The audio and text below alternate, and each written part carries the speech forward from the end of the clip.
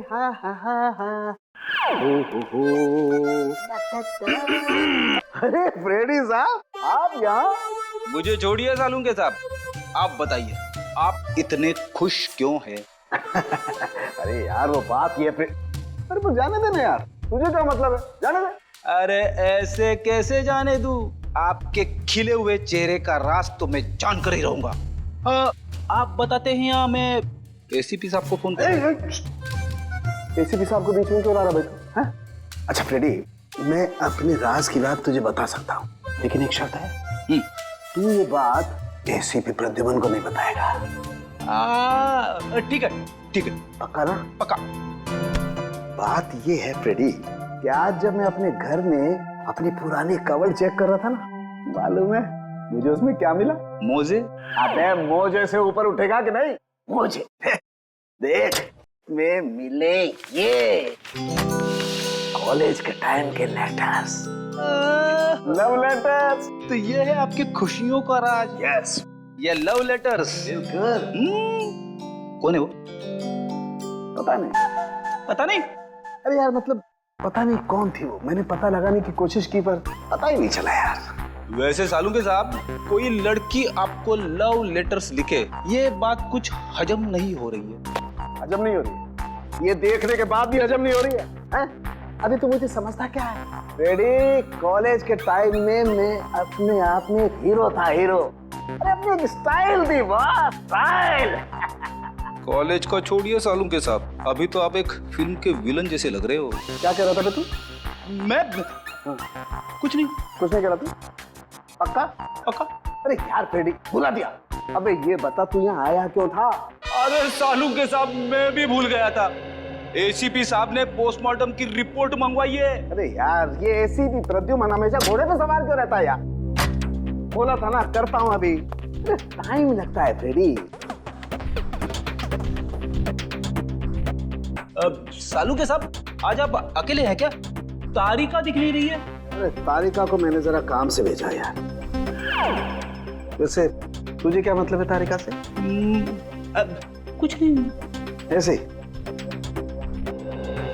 अच्छा यार फ्रेडी, एक बात समझ में नहीं आ रही है यार, खून तो इनका जहर की वजह से हुआ है, लेकिन ये जहर इनके शरीर में गया कैसे, ये बात समझ में नहीं आ रही है यार।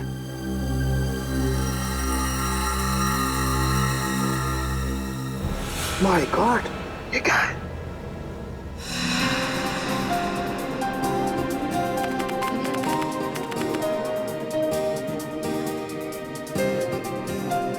सर कैसा महसूस कर रहे हैं आप? आपकी जिंदगी का सबसे बड़ा और पहला एग्जीबिशन है। पहली चीज तो हमेशा खासी होती है, फिर वो चाहे पहला प्यार हो, पहली बारिश का एहसास हो, या फिर मेरा एग्जीबिशन। और इस पे 4 चांद तो तब लगेंगे जब पीपलगढ़ की महारानी शांति देवी जी खुद मेरा एग्जीबिशन देखने आएंगी। अरे शांति देवी जी आ गई।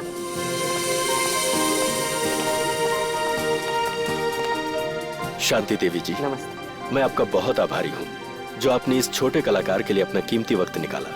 कलाकार कभी छोटा नहीं होता मुकेश जी, और वैसे भी हमें कलाओं से हमेशा से ही लगाव है। आपकी एग्जीबिशन देखते हैं? जी जरूर, आइए। शांति देवी हाय हाय, शांति देवी हाय हाय, शांति देवी हाय हाय। हमारे खिलाफ नारे लगा रहे कि किसकी हिम्मत? वीरेंद्र जाओ उन्हें मार दो उन्हें। महारानी जी, कैसी बातें कर रही हैं आप? हमारे देश में लोकतंत्र है, डेमोक्रेसी। ऐसे कोई कैसे किसी पर गोलियां चलवा सकता है? हम जानते हैं, इसीलिए अब हम यहाँ एक पल भी नहीं रुकेंगे। शांति देवी जी सुनिए तो। आपने क्या हमें यहाँ अपमानित करने के लिए बुलाया था मुकेश जी? आप फिक्र मत कीजिए, मैं उनको जाकर रोकता हूँ। इसका प्रबंध तो पहले कर लेना चाहिए था आपको। अब हम यहाँ बिल्कुल नहीं रुकेंगे। महारानी जी, आप इस तरह से नहीं जा सकती। याद है ना आपको, हमने मीडिया से वादा किया, आज आपकी प्रेस कॉन्फ्रेंस है। प्रेस कॉन्फ्रेंस कैंसिल कर दो। महारानी जी, आप ऐसा नहीं कर सकती। अखबार और मीडिया वाले पहले ही आपसे खफा हैं। अगर ये प्रेस कॉन्फ्रेंस कैंसिल कर दी तो उन्हें एक और मौका मिल जाएगा आपके खिलाफ बोलने का। ठीक है, प्रेस कॉन्फ्रेंस शुरू की जाए। हमें पानी ये नहीं हमारे लिए अपनी बोतल मंगवाइए। देखिए, अब आप लोग एक एक करके अपने सवाल पूछ सकते हैं, पर ध्यान रहे महारानी जी यहाँ सिर्फ 15 मिनट के लिए, उसके बाद इन्हें एक जरूरी मीटिंग में जाना, तो फिर देरी किस बात की? हाँ तो शांति देवी जी, मैं आपसे ये पूछना चाहती हूँ कि जब आपके पति यानी कि पीपलगढ़ के महाराजा चंद्रशेखर जी आपके लिए अरबों खरबों की संपत्ति वैसे भी छोड़ चुके हैं, तो फिर आपने मुंबई वाली जमीन का सौदा क्यों किया? जमीन हमारी थी, हमें लगा कि बेचनी चाहिए, तो हमने बेच दी। पर उन लोगों का क्या जो जमीन से बने चौल में रह रहे हैं? उनका तो पूरा का पूरा परिवार सड़क पे आ जाएगा ना। तो इसमें हम क्या कर सकते हैं? हमने तो उन्हें नहीं कहा था कि हमारी जमीन पे आके रहें। महारानी शांति देवी जी, क्या ये बात सच है कि मोहल्ले में रहने वाले लोग आपके फैसले से नाराज होकर आपको धमकी भर चिट्ठियां लिख रहे हैं? हाँ, उन्होंने हमें जान से मारने की धमकी दी है, लेकिन हम ऐसी धमकियों से नहीं डरने वाले। अगर आज हमारा राज होता तो ऐसी गुस्ताखी करने वाले लोगों को कब का हाथी के पैरों तले कुचल दिया होता।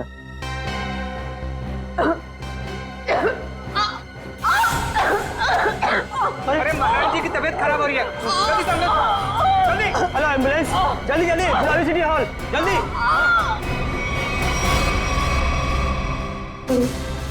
अरे महारानी जी तो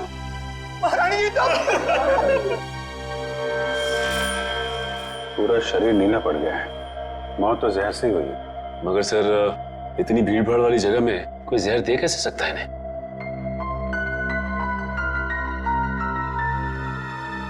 मिस्टर अनिकेत, आप रानी साहिबा के पीए हैं ना? जी सर। रानी साहिबा ने यहाँ आने से पहले कुछ खाया पिया था क्या? जी सर, महारानी जी ने सुबह हमेशा की तरह बाल्मी होटल में जूस पिया और हल्का सा नाश्ता किया, उसके बाद यहाँ आकर ये पानी पिया जो इन्होंने दिया था। नहीं साहब, मैंने कुछ नहीं किया, इसमें मिनरल वाटर था, मैं भला क्या कर सकता हूँ साहब? वो तो पता चल जाएगा।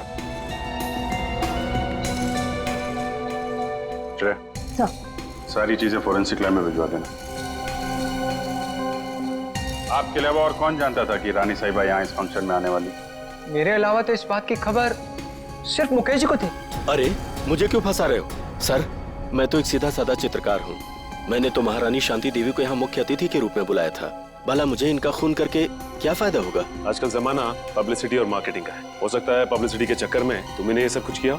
सर, मुझे ऐसी पब्लिसिटी की कोई जरूरत नहीं है, और वैसे भी इनको मारने से सबसे ज्यादा फायदा उन लोगों को होता जो एग्जीबिशन के बाहर इनके खिलाफ नारे लगा रहे थे। नारे लगा रहे? जी। कौन लोग थे?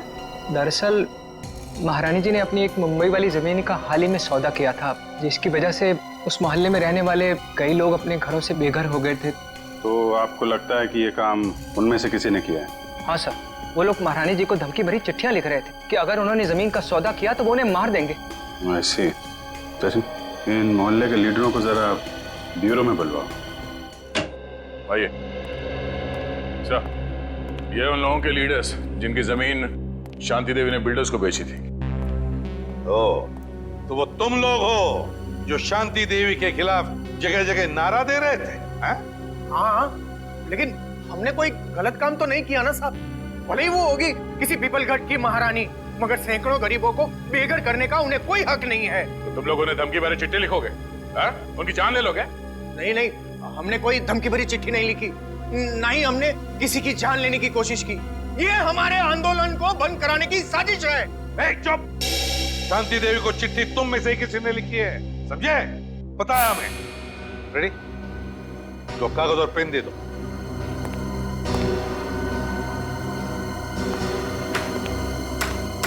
इसका हम क्या करेंगे? अपना नाम और पता लिखो। साहब, मैं तो अपना नाम भूल गया साहब। क्या? खुद का नाम भूल गए? ठीक है, मेरा नाम लिखो। फ्रेडी, 305 सुख शांति बिल्डिंग, मलाड वेस्ट। अरे मुंह क्या देख रहे हो? लिखो, मलाड वेस्ट। तुम्हें क्या हो गया? तुम भी अपना नाम भूल गए क्या? नहीं, याद है। तो लिखो। तुमने अभी तक कुछ लिखा नहीं। मैं तो अंगूठा छाप हूँ, मुझे लिखना पढ़ना नहीं आता। अच्छा, अंगूठा छाप हो? जी। सुंदर नाम है ना तुम्हारा? जी साहब। पेशे से तुम एक जर्नलिस्ट हो, बीए किया है तुमने, और कई सालों से अपने मोहल्ले में 5वीं कक्षा से लेके 10वीं तक के बच्चों को क्लासेस देते हो। ये सब बिना पढ़े लिखे किए तुमने? क्यों? जी साहब, मैंने इस कुलदीप के कहने पे किया। फंसा दिया ना मुझे। अरे अरे अरे अरे एक मिनट। मैं बताता हूँ ये दरवाजा कैसे खोलता है। बट आ जा इधर, बता क्यों किया तूने ये सब? हाँ बोल। हाँ, शांति देवी को धमकी भरी चिट्ठियां मैंने ही लिखवाई थी। पर मैं क्या करता? जब मैंने उन्हें अपने साथियों की तकलीफ बताई तो उल्टा उन्होंने हमारा ही अपमान कर दिया। कहने लगी कि चाल में रहने वालों से तो कीड़े मकोड़े अच्छे। ये सुनकर मेरा खून खौलने लगा, उबलने लगा मेरा खून। और खून इतना उबला कि तुमने खून ही कर दिया शांति देवी का, है? हाँ, मैंने मोहल्ले के हर एक इंसान के पास से 1,000 रुपए चंदे के नाम पर इकट्ठे किए और लक्की नाम के गुंडे को शांति देवी की सुपारी दे दी और उनको खत्म करवा दिया। मैंने सोचा शांति देवी खत्म हो जाएगी तो ये सारी समस्या ही खत्म हो जाएगी। किसी को मारकर समस्या का हल नहीं होता, समझे? ले जाओ इसे, इस लकी को ढूंढो, उठाओ इस लकी को। रेडी, ये देख। अरे बाप रे, ऐसी खतरनाक चीज मैंने फिल्मों में भी नहीं देखी। मुझे यकीन ही नहीं हो रहा ये सच है या सपना। मैंने जिंदगी में इतनी पोस्टमार्टम किए, इतनी लाशें काटी, लेकिन ऐसा तो मैंने पहले कभी नहीं देखा। This is impossible। ये यहाँ कैसे? यार, शांति देवी ने आर्ट एग्जीबिशन में इन चीजों को हाथ लगाया, इन चीजों को हाथ लगाया था। एक मिनट, रेडी, जरा ओके देना। ये वाला। हाँ ये।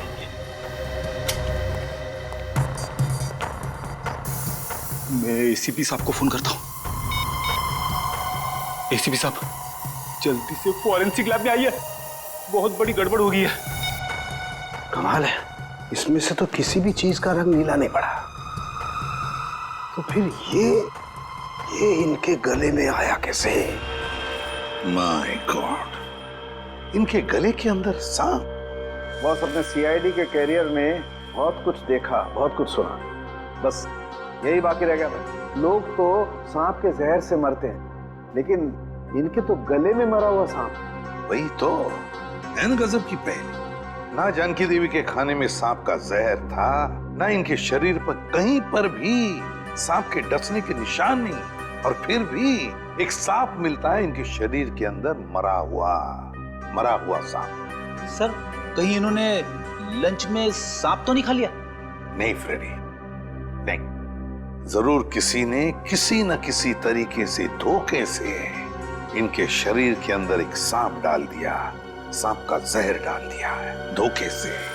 सर, उन किराएदारों ने बताया था कि उन्होंने शांति देवी को मारने की सुपारी लकी को दी थी। लकी? तो फिर अब लकी ही बताएगा कि शांति देवी के शरीर में उसने सांप डाला कैसे। क्या बात है बॉस, आप इतने परेशान क्यों? अरे राघव, घबराओ नहीं तो क्या करूं? सीआईडी वालों को लग रहा है कि शांति देवी का खून मैंने किया। मतलब शांति देवी का खून आपने नहीं किया? अरे मेरा दिमाग इतना खराब नहीं है राघव कि इतनी बड़ी हस्ती को मारने के बारे में आज सोचूंगा। मैंने तो सोचा था सिर्फ सुपारी के पैसे ले लूंगा और उन्हें मारूंगा नहीं, लेकिन मुझे क्या पता था कि वो सचमुच मारी जाएंगी और मैं फंस जाऊंगा। लेकिन सीआईडी तो यही सोच रही है कि खून आपने किया है। हाँ यार, इसलिए तो मैं ये देश छोड़कर जा रहा हूँ, और तुम लोग को भी जैसे मौका मिले ऐसी जगह चंपत हो जाओ जहाँ सीआईडी का हाथ तुम लोग तक न पहुंच पाए। बॉस, वो सब तो ठीक है, पर हमारा हिस्सा? अरे उसके बारे में तो मैंने कुछ सोचा ही नहीं। इतना काफी है कि तुम लोग रख लो। इतने सालों की वफादारी का ये इनाम। अब ये भी ले लो। इतना काफी है ना, बस बहुत ज्यादा लालच नहीं। ये मत भूलो कि मैं तुम लोग का बॉस हूँ। बॉस हो नहीं थे। क्या मतलब? मतलब ये कि अब हम तुम्हें इनाम देंगे और इसके बाद तुम्हें सीआईडी से कोई खतरा नहीं होगा। क्या कर रहे हो तुम लोग? तुम्हारा दिमाग तो ठिकाने भरा है। सुनो, तुम ये पैसे आपस में बांट लो और किसी सुरक्षित जगह जाके छुप जाओ। क्या तुम्हें पैसे नहीं चाहिए थे राघव? पैसे बहुत है मेरे पास। मैं तो सिर्फ इतना चाहता हूँ कि शांति देवी के खून का केस तुम्हारी मौत के साथ बंद हो। मेरे साथ इतना बड़ा धोखा किया तुमने। कोई अपनी जगह से नहीं हिलेगा। सीआईडी, ढूंढ डालो इन्हें।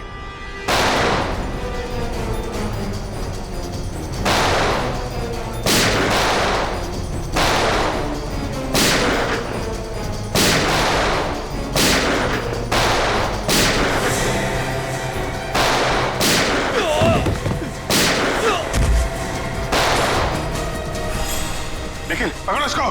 सर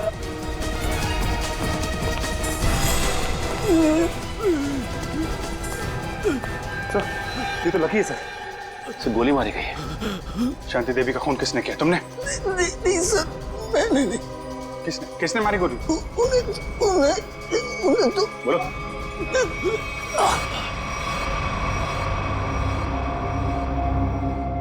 ये तो मर गया। सर लगता है शांति देवी जी के खूनी ने इसका भी खून कर दिया ताकि हमें कुछ बता ना सके। भाग गया वो। सर काफी कोशिश की लेकिन हाथ से निकल गया सर।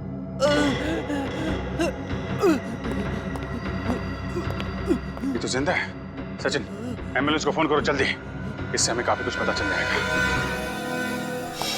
हाँ सर, क्या पता चला उस सांप के बारे में? बॉस ये तो एक अफ्रीकन सांप है। अफ्रीकन सांप? हाँ फ्रेडी सर, ये देखिए, इस सांप का नाम है अफ्रीकन ट्रोगा और ये दुनिया का तीसरा सबसे जहरीला सांप माना जाता है।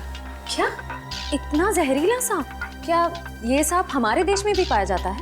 नहीं श्रेया, ये हमारे देश में नहीं पाया जाता, बल्कि एक अफ्रीका के भी छोटे से टापू मैरियट ओलानो में पाया जाता है। सर शायद शांति देवी अफ्रीका के इस टापू मैरियट ओलानो गई होगी और शायद वहाँ का पानी इन्होंने पिया होगा और पानी में सांपों के अंडे होंगे जो इनके पेट में चले गए होंगे और अंडों से सांपों के बच्चे निकले होंगे। उनमें से एक बच्चा इनके गले तक आ गया होगा और इन्हें काट लिया होगा। बोल बोल सारुण के बोल। नहीं फ्रेडी, ऐसा नहीं हो सकता है। नहीं ना, देखो इंसान के पेट में HCl नाम का एसिड होता है जो बड़ी से बड़ी चीज को भी बहुत जल्दी पचा देता है। यहाँ तक कि ये एसिड लोहे के टुकड़ों को भी बहुत जल्दी गला देता है। एग्जैक्टली। इसलिए अगर इस तरह के अंडे शांति देवी के पेट में चले भी गए होते तो बस कुछ ही घंटों में नष्ट हो जाते। मतलब किसी अलग तरीके से वो सांप शांति जी के गले में गया। हाँ बॉस, और गया भी पिछले 24 घंटे के अंदर अंदर है। 24 घंटे के अंदर? सर पिछले 24 घंटों में तो शांति देवी उस होटल में ही थी। हाँ, पिछले 24 घंटे तो शांति देवी होटल बाल्मी में ही थी। तो फिर इस सांप का राज भी उसी होटल बाल्मी में खुलेगा। होटल बाल्मी में। हाँ अभिजीत, अच्छा उस गुंडे को होश आ गया? अच्छा नाम बताया उसने उस गुंडे का जो भाग गया वो? राघव। राघव।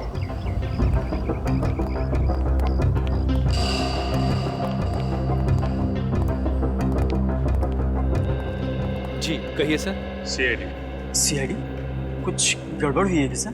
शांति देवी आपके होटल में ही ठहरी थी ना? जी हाँ सर, शांति देवी इसी होटल में ठहरी थी। बहुत बुरा हुआ उनके साथ। जी हाँ, बहुत बुरा हुआ और हमें शक है कि शांति देवी के खून में आपके होटल में से किसी एक का हाथ है। निखिल, सारे स्टाफ को इकट्ठा करो। सर देखिए सर, गलतफहमी हुई आपको। हमने साथ वालों को बोला जो हम में से किसी का हाथ नहीं है इसमें। पता नहीं आप लोग ऐसे क्यों कह रहे हैं। पिछले 24 घंटे से वो आपके होटल में थी। यहाँ से सीधे आर्ट एग्जीबिशन में गई और वहाँ पे उनकी मौत हो गई, है कि नहीं? जी हाँ सर, वो यहीं पे थी। इसका मतलब तो साफ है कि उनके पेट में जो सांप मिला हमें वो आपके होटल से ही आया है। अरे नहीं सर, हमारे यहाँ तो चूहा और कॉकरोच तक नहीं है, तो ये सांप कहाँ से आएगा? सांप कहाँ से आया और कैसे आया ये तो हम पता लगा ही लेंगे। आप लोग किसी को किसी पे शक है? कौन कर सकता है शांति देवी का खून? साहब मुझे तो लगता है केतन जी का हाथ है इस खून में। रमन ये क्या कह रहे हो तुम? अरे मैंने तुम्हारी पेमेंट नहीं बढ़ाई तो इसका मतलब ये कि तुम मुझे सीआईडी के केस में फंसा दोगे? पेमेंट की बात नहीं है साहब, मगर आपने शांति जी के लिए नया लॉन्ड्री वाला क्यों रखा है? अरे मैं क्यों रखूंगा? मैंने किसी लॉन्ड्री वाले को नहीं रखा। एक मिनट, कोई नया लॉन्ड्री वाला आया था यहाँ पे? हाँ साहब, कल रात 9:30 बजे मैंने उसे शांति जी के कमरे में जाते हुए देखा था। जरा देखो, वो आदमी ये तो नहीं था? नहीं साहब, ये वो नहीं है जिसे मैंने शांति जी के कमरे में जाते हुए देखा था। इसे मैंने पार्किंग लॉट में देखा था। पार्किंग? मतलब राघव के साथ कोई और भी मिला है शांति देवी के खून में? उस आदमी ने लॉन्ड्री वाले के कॉस्ट्यूम पहन रखी थी। हाँ साहब। अपना लॉन्ड्री रूम दिखाइए। प्लीज सर, ये रहा हमारा लॉन्ड्री रूम। ये पार्थो है, पिछले 5 सालों से हमारे इस होटल में काम कर रहा है। पार्थो ये सीआईडी वाले। सीआईडी? पार्थो, शांति देवी का खून हो गया मालूम है ना तुम्हें? साहब उस खून में मेरा कोई हाथ नहीं है साहब। अरे भाई वो सब हमें पता है कि तुमने खून नहीं किया। ये बताओ कि किसी नए लॉन्ड्री वाले को देखा क्या होटल में तुमने? हाँ साहब, एक आया था पर आज वो काम पर नहीं आया। शायद आप ही ने तो उसे काम पर रखा था साहब। पार्थो, ये कैसी बात कर रहे हो? इससे पहले मैंने किसी भी नए आदमी को अगर यहाँ पे रखा है तो सबसे पहले तुम लोगों से मिलवाया है। ना मैंने मिलवाया है और ना ही सर मैंने किसी को रखा है यहाँ पे। वो आदमी दिखता कैसा था? साहब, आदमी तो बहुत लंबा चौड़ा था, पर उतना ही आलसी। रानी साहिबा के अलावा किसी भी कमरे की चादर बदली नहीं किया साहब उसने। अच्छा, तो आपने उससे पूछा नहीं कि वो बाकी कमरों की चादरें क्यों नहीं बदल रहा है? अब पूछा था साहब, अंग्रेजी में बोल रहा था और अंग्रेजी हमें आती नहीं। अंग्रेजी में पट्टी पढ़ा के निकल गया। काफी चालाक आदमी है। उस आदमी का स्केच बनवाना होगा तुमको, ठीक है? हाँ साहब। ठीक है। वो सांप उस आदमी ने यहीं कहीं छुपा के रखा था। साहब, मुझे सांप से बहुत डर लगता है साहब। ठीक है ठीक है, आप लोग जरा बाहर जाइए, हमें यहाँ की तलाशी लेनी है। हाँ साहब।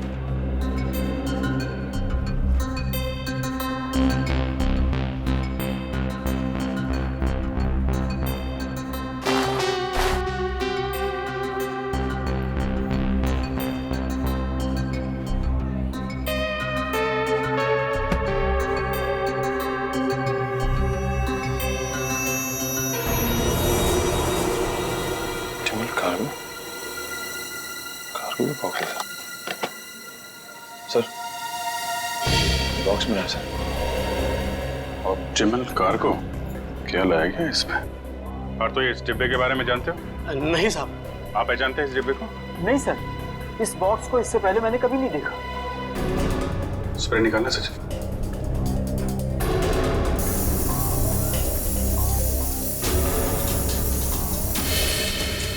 नीला हो गया,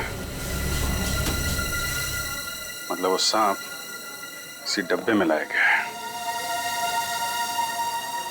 ऑप्टिमल कार्गो।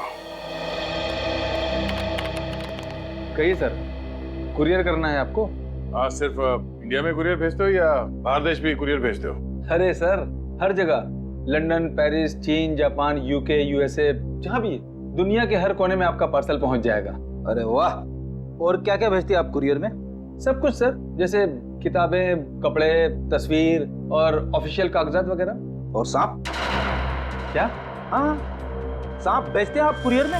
ये क्या कह रहे हैं आप? सांप भला कोई कुरियर में भेजता है क्या? अब ये तो आप ही बताओगे। हाँ?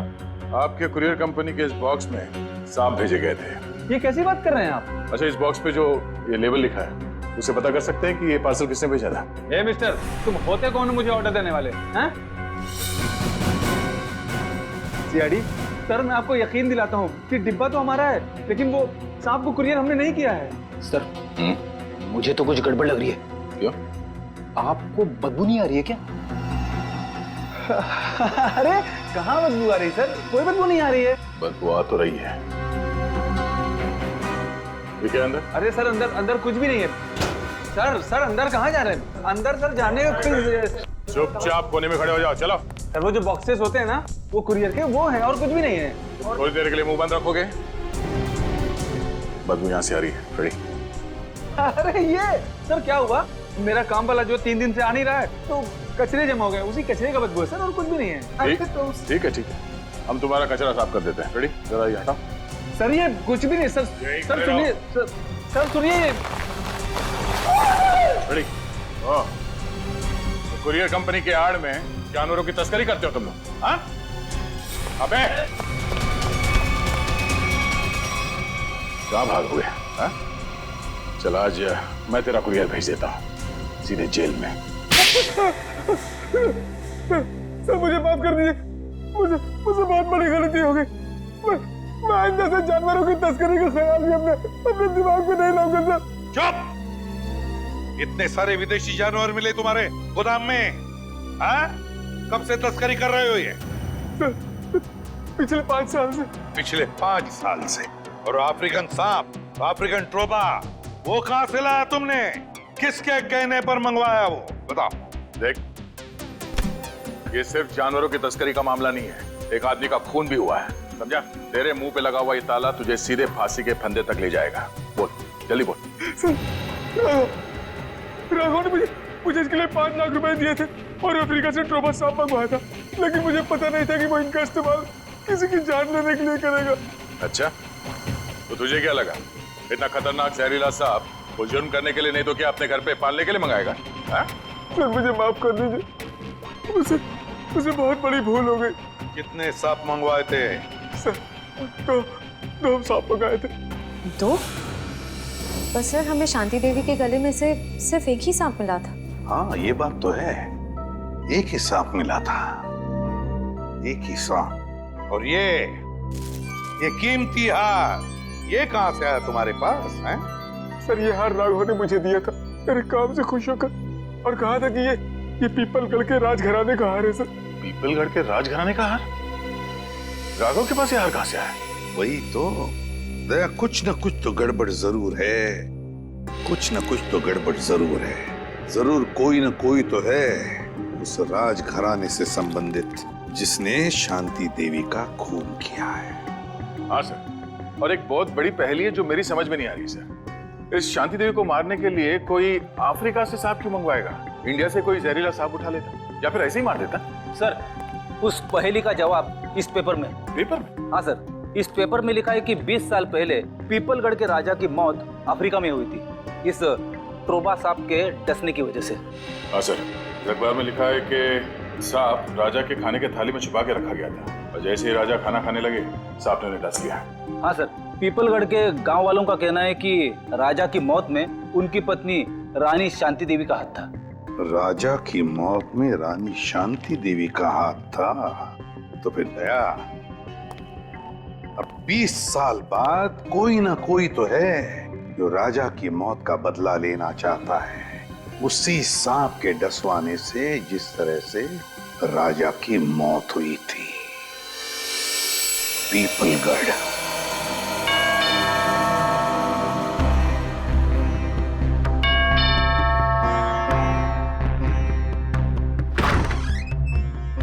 आप लोग?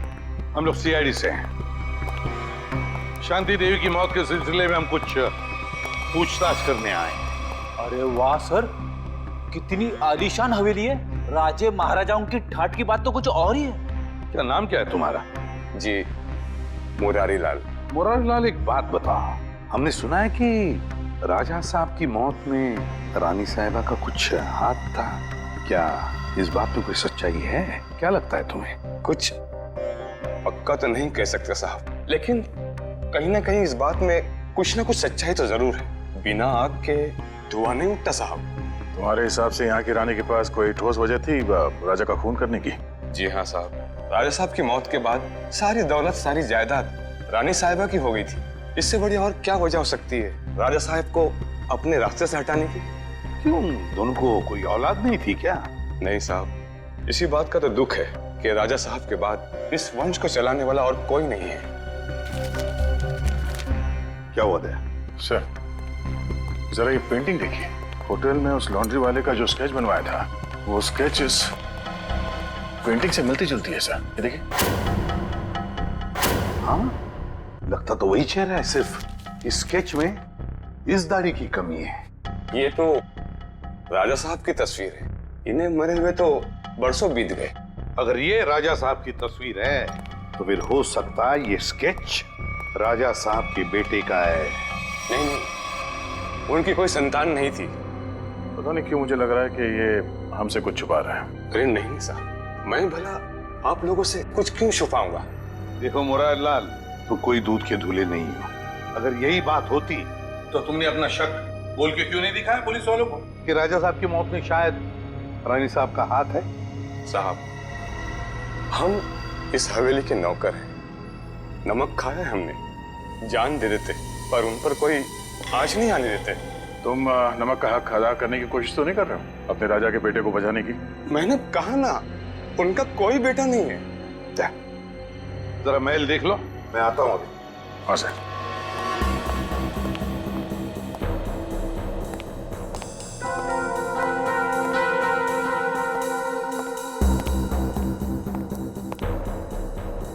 नमस्ते साहब, मेरा नाम शंभू है साहब। आप यहाँ रानी शांति देवी की खूनी की तलाश में आए हैं? हाँ, तुम जानते हो शांति देवी का खून किसने किया है? नहीं साहब, इतना तो मुझे नहीं मालूम, लेकिन इतना जरूर मालूम है साहब कि मुरारी आपसे झूठ बोल रहा है साहब। मुरारी झूठ बोल रहा है? कैसा झूठ? यही कि राजा साहब की कोई संतान नहीं है, उनका एक बेटा है विक्रमजीत, उनकी पहली पत्नी विजया देवी से। विक्रमजीत? पहली पत्नी विजया देवी से? तो राजा साहब ने शांति देवी के साथ कब शादी की? उनकी पहली पत्नी विजया देवी की मौत के बाद विक्रमजीत दूसरी शादी शांति देवी से कर ली साहब। अच्छा शंभू, ये विक्रमजीत है कहाँ पर? हो सकता है विक्रमजीत ने खून किया हो शांति देवी का, है ना? नहीं साहब, विक्रमजीत तो पहले ही मर चुके हैं साहब। हाँ साहब, हम दोनों एक उम्र के थे साहब, बचपन में साथ खेला करते थे साहब। जब अफ्रीका से राजा साहब की मौत की सूचना आई, उसके कुछ दिन बाद मुरारी विक्रमजीत को नदी किनारे ले गए शांति देवी के कहने पर। और मुरारी ने विक्रमजीत को मार डाला है? जी साहब, उसने कहानी बना दी कि विक्रमजीत खेलते खेलते नदी में डूब गया। अच्छा, तो विक्रमजीत की लाश नहीं मिली? नहीं साहब, लाश तो नहीं मिली। जरूर मुरारी ने लाश को ठिकाना लगा दिया होगा साहब। मुरारी उनका खास आदमी था साहब, उनकी हर बात मानता था साहब। अच्छा, विक्रमजीत, मुरारी लाल, शांति देवी का खास आदमी मुरारी लाल। सर, हम ऐसे वीरान होटल में क्यों रुके हैं? मैं तो कहता हूँ इस मुरारी के बच्चे को पकड़ते और वापस चलते मुंबई। और शांति देवी के खूनी का क्या? उसकी छानबीन किए बगैर वापस चले जाएंगे? तुम्हें वापस जाना है? अरे नहीं सर।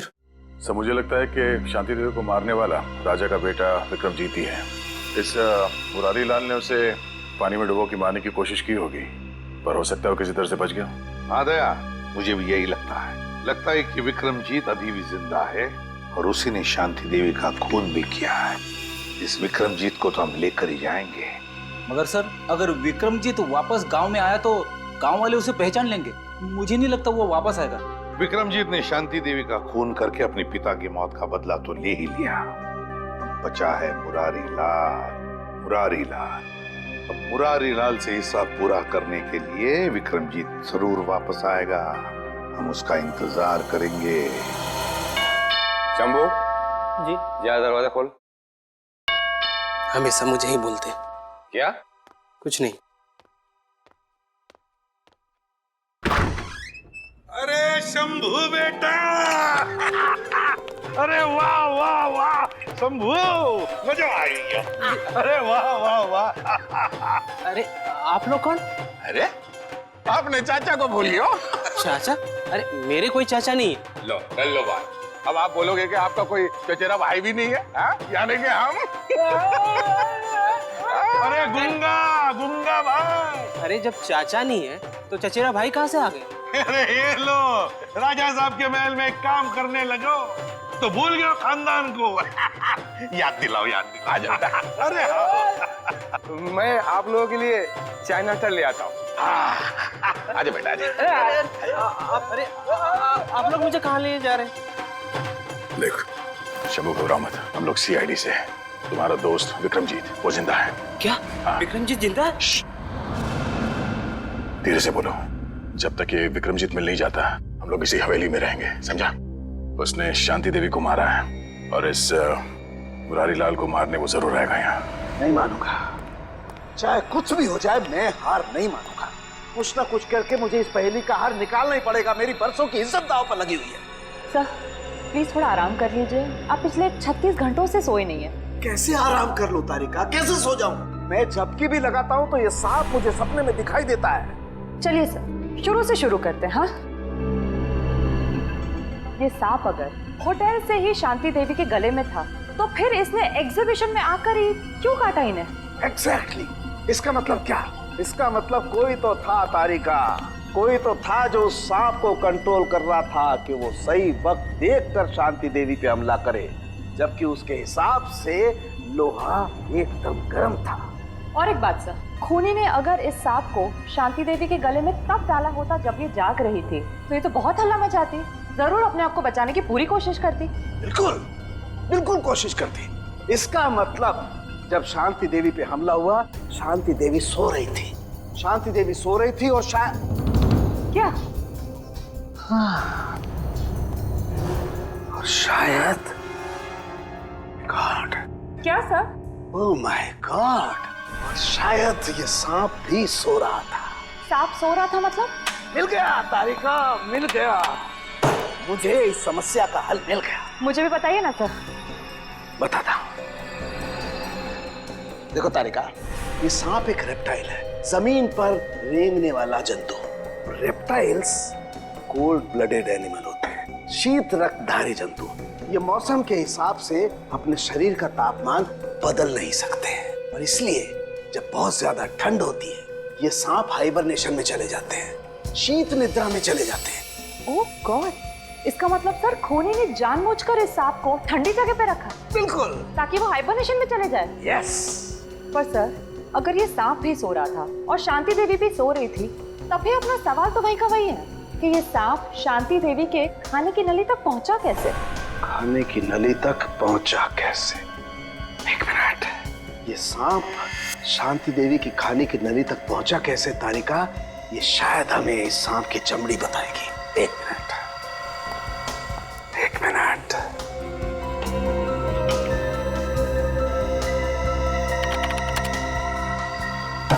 यस, ये देखो तारिका, ये क्या है?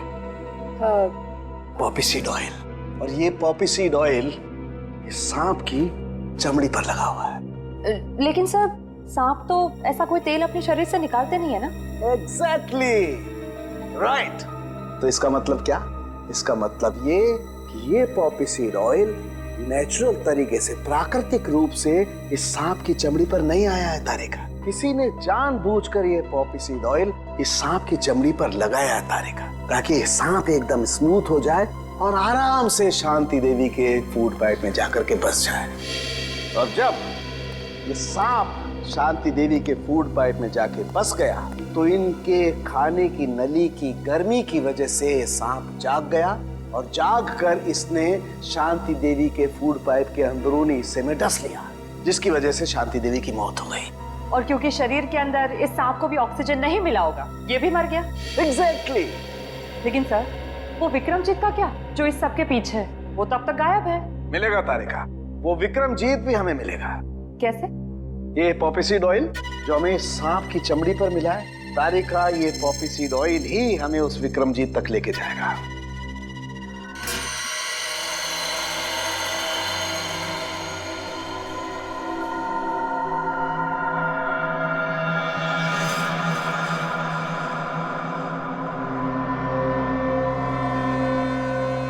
सर, सर, हाँ, क्या हम लाइट चालू रखकर विक्रमजीत पर नजर नहीं रख सकते? क्यों फ्रेडी, अंधेरे से डर लग रहा है क्या? अरे बिल्कुल नहीं सर, मैं तो विक्रमजीत को पकड़ने के लिए बड़ा बेताब हो रहा हूँ। सर, ये तो बर्तन गिरने की आवाज है। लगता है वो आ गया था। सर, आवाज किचन की तरफ से आ रही है।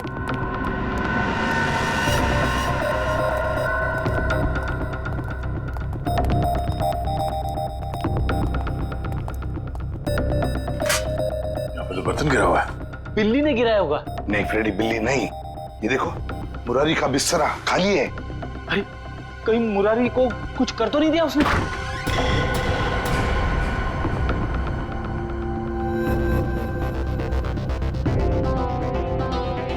सर, ये तो अकेला है। मुरारी कहाँ है?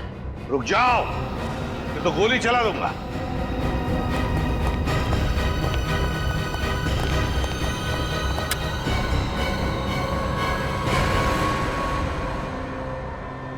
मुरारी लाल कहाँ जाने की तैयारी थी? हवेली छोड़ कर जा रहा हूँ साहब, हमेशा हमेशा के लिए। क्यों, डर तो नहीं लग रहा था कि विक्रमजीत तुम्हें मार न दे? ओह तो विक्रमजीत के बारे में आप लोगों को पता चल ही गया। हाँ, सीआईडी वालों से सच कभी छुपता नहीं, समझे? सीआईडी वाले? मतलब आप शंभू के रिश्तेदार वाले नहीं हो, सीआईडी वाले हो? हाँ, सीआईडी वाले। क्यों, कहाँ है विक्रम? विक्रमजीत कहाँ है? आप लोगों को सच तो मालूम पड़ गया, लेकिन आधा अधूरा। मैंने राजकुमार विक्रमजीत को नहीं मारा, बल्कि उसकी जिंदगी बचाई। मैंने पाल पोस के उसको बड़ा किया, उसे रानी शांति देवी की नजरों से बहुत दूर रखा, ताकि रानी शांति देवी को यह पता ना चले कि राजकुमार जिंदा है। अगर उसे यह पता चल जाता तो उसे मारने में कोई कसर नहीं छोड़ती। इस वक्त विक्रमजीत कहाँ है? नहीं नहीं, मैं जान दे दूंगा, लेकिन आप लोगों को भी नहीं बताऊंगा। सच बता, बता देखते हैं। आसाड़ के बता जल्दी। यार ये तो हमें भी पता है कि विक्रमजीत ने खून किया है, कुछ नई बात बता। Poppy seed oil, oh poppy seed oil, good work Shalunkhe, कभी कभी अच्छा काम करता है तो थैंक यू। अब हम पहुंच जाएंगे विक्रमजीत के पास। मैं जानता हूँ सीआईडी तुम्हारे पीछे। पर बॉस आपको कैसे पता चला? ये लो, इसमें 5 लाख रुपए हैं और तुम्हारा नकली पासपोर्ट। आज शाम को 6 बजे की फ्लाइट है, लंदन निकल जाओ। शुक्रिया बॉस। अरे पैसे तो गिन लो। क्या बॉस, आप भी।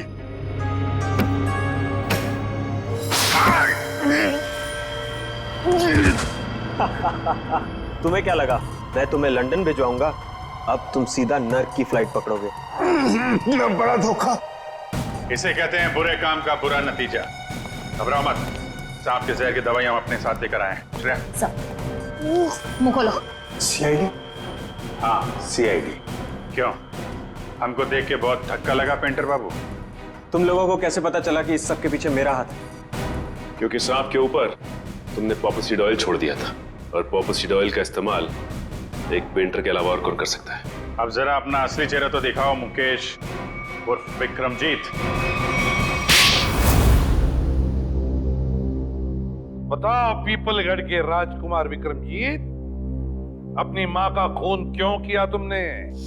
माँ नहीं थी वो, मेरी सौतेली माँ थी, जिसने पैसों के लिए मेरे पिता राजा चंद्रशेखर जी को तड़पा तड़पा कर मार दिया। और इसीलिए तुमने शांति देवी को भी उसी तरह मारा, तड़पा तड़पा के। हाँ, उसके गुनाह की यही सजा थी जो मैंने उसे दी। उसने मेरे पिता को ही नहीं मारा, बल्कि मुरारी के हाथों मुझे भी मरवाना चाहता। सजा देने का हक तुम्हारा नहीं, कानून का है। यही बात होती तो तुम कानून की मदद ले सकते थे। उसने मेरे पिता को मारा था, इसलिए उसे भी मारने का हक सिर्फ मुझे ही था। तुम्हारे मुकेश बनने के पीछे क्या मकसद था? मैं शांति देवी को अपनी आंखों के सामने मरता हुआ देखना चाहता था, इसलिए मैंने मुकेश का रूप लिया और वो आर्ट एग्जीबिशन रखकर उनको न्योता भेजा। फिर तुमने दीपक को 5 लाख रुपए दिए और अफ्रीका से वो जहरीला सांप मंगवाया, और फिर खुद एक लॉन्ड्री बॉय बनकर शांति देवी के कमरे में गए और पॉपी सीड ऑयल के जरिए वो सांप शांति देवी के गले में उतार दिया।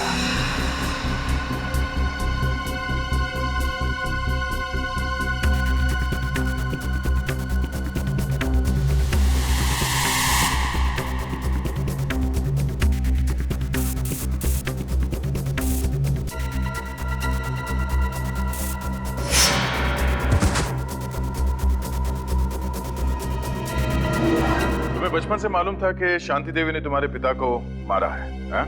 तो फिर तुमने इतने सालों तक इंतजार क्यों किया और यही समय क्यों चुना शांति देवी का खून करने के लिए? क्योंकि मुझे सही समय का इंतजार था। सही समय का इंतजार, और तुम्हारा सही समय आ गया जब शांति देवी ने अपनी मुंबई की प्रॉपर्टी 300 करोड़ में बेच दी। विक्रमजीत, तुम्हें बदला नहीं चाहिए था, तुम्हें चाहिए था 300 करोड़ और वो सारी जायदाद, है ना? 300 करोड़ बहुत बड़ी रकम होती है, पर आपको ये कैसे पता चला? इस फाइल के जरिए।